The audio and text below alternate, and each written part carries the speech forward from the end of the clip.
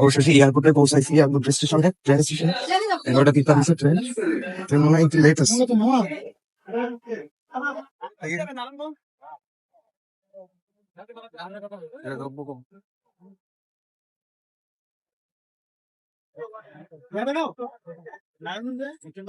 সামনের দিকে এই জায়গায় দাঁড়া থাকে, যে চেঞ্জ তো এই জায়গায়।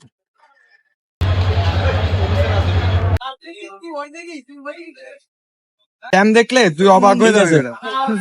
প্রচুর জ্যাম। এই যে আমার ট্যুরমেট আজকে, এই যে একজন। ওকে, থ্যাংক ইউ। অবশেষে আমি যে পাইছি, আমার যে আসলে আমি মনে করছি যে আমি আজকে পাবো না, ট্রেন পুরো একদম মিস হওয়ার মতো। আমি তো পুরো রাস্তাটা জ্যাম।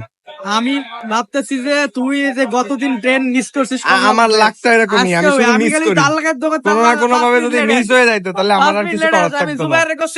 খুবই প্রেসারের ভিতর দিয়ে আইছি। এখন ট্রেন একটু লেট আছে যদিও, আলহামদুলিল্লাহ যে অবশেষে ট্রেনটা পাবো। আমাদের এই দুর্যোগপূর্ণ একটা আবহাওয়ার মধ্যেও আমরা যে ট্যুরে যাচ্ছি, আসলে আমাদের প্ল্যান ছিল গত 4-5 দিন আগে, তখনও ওয়েদার খুবই গরম ছিল। সেই জন্য আমরা ওই জিনিসটা জানি না যে এরকম ওয়েদার আসবে, তার জন্য আমাদের আসলে প্ল্যানটা আগে ওয়েদার দেখা হয়েছিল না।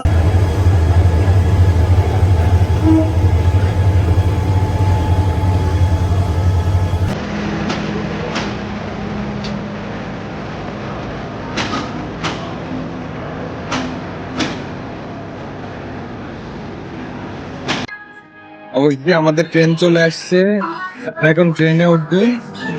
তো পুরো জার্নি আপনাদের সাথে রাখবেন ইনশাল্লাহ, এবং দেখাবো আমরা কিভাবে যাচ্ছি। সাথে থাকবেন এবং দেখতে থাকবেন। আমি তো ভাবছিলাম আজকে তোমারে যে যখন দেখি যে কত 11:40 বাজে, তখন আমি ভাবছিলাম তুমি গতদিনের মতো ট্রেন আজকে মিস করবা। তখন আমি মনে মনে আল্লাহ কাছে করছি, আল্লাহ তুমি যে কোনো মূল্যে 5টা মিনিট তুমি লেট লেট করে দাও ট্রেনটা। তাহলে এই বলা আগে একদিন ট্রেন মিস করছি, এবারে আজকে আমার ট্রেন মিস করে নিশ্চিত এই স্টেশনে বসে তার দিকে হাত পা সবাই কাঁদবে।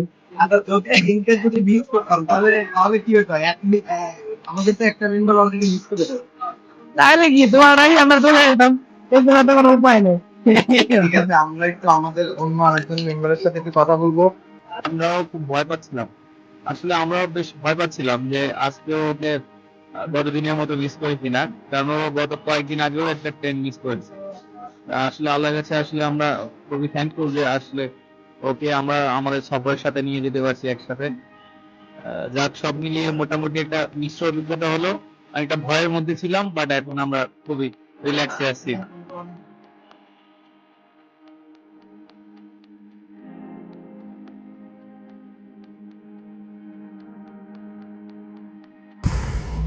আমি তখনও রাস্তায়, আর স্টেশনে আমার বন্ধুরা ছটপট করতেছিল। সেই অভিজ্ঞতাই তাদের মুখ থেকে আপনাদেরকে শোনালাম। এই শোনাতে শোনাতেই আমাদের ট্রেন চলে আসলো। ট্রেনে উঠে মনে হলো যাত্রা আরামদায়কই হবে। ভিতরের পরিবেশ ছিল বেশ ভালো, সিটগুলো ছিল পরিচ্ছন্ন, জানালা দিয়ে দেখা যাচ্ছিল অসাধারণ সব দৃশ্য। কিন্তু একটা জিনিস খুবই খারাপ লাগলো, সেটা হচ্ছে আমাদের ট্রেনে মশার খুব উৎপাত ছিল। যদিও অনেকে বসে ঘুমাচ্ছে, কেউ মোবাইলে সিনেমা দেখছে, আর আমি ভিডিও করতে ব্যস্ত। এমন একটা ট্রেন জার্নি আসলেই স্মরণীয় হয়ে থাকবে।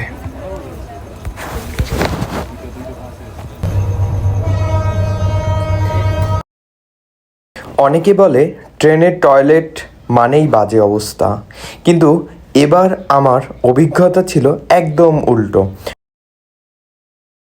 ছিল। ভিতরে ছিল একটা পরিষ্কার বেসিন, আর সবচেয়ে ভালো লেগেছে বায়োফ্লাশ সিস্টেম যুক্ত হাই কমোড। এমন টয়লেট ট্রেনে আশা করিনি।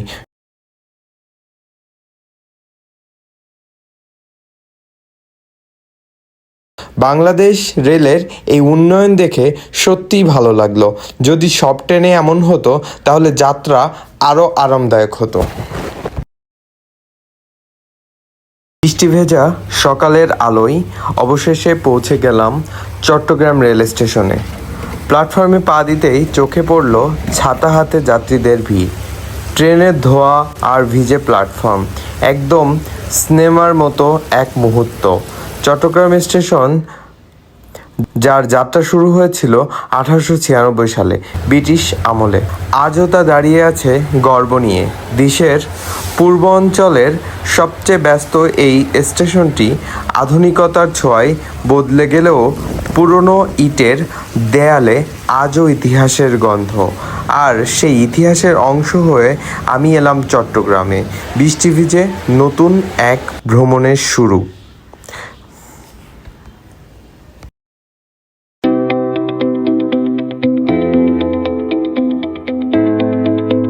হলো ঢাকা থেকে চট্টগ্রাম পর্যন্ত এই দীর্ঘ ট্রেন জার্নি। পথের প্রতিটি মুহূর্ত ছিল গল্প, ছিল ক্লান্তি, ছিল আনন্দ, আর ছিল অপেক্ষা। কখন ট্রেনের জানালায় চোখ রেখে হারিয়ে গেছি প্রকৃতির সৌন্দর্যে, আবার কখনো বন্ধুরা মিলে হেসেছি ছোট ছোট কথায়। ট্রেন থেমেছে, নামলাম আমরা, কিন্তু ভ্রমণের আসল শুরু তো এখনই।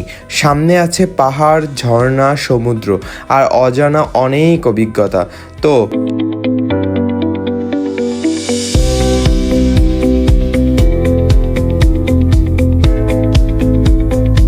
আবেগটুকু নিয়ে এগিয়ে যাই চট্টগ্রামের পথে, নতুন এক অধ্যায়ে। যারা এখন আমাদের ভিডিওটা দেখতেছেন, এটা ছিল আমাদের পার্ট 3।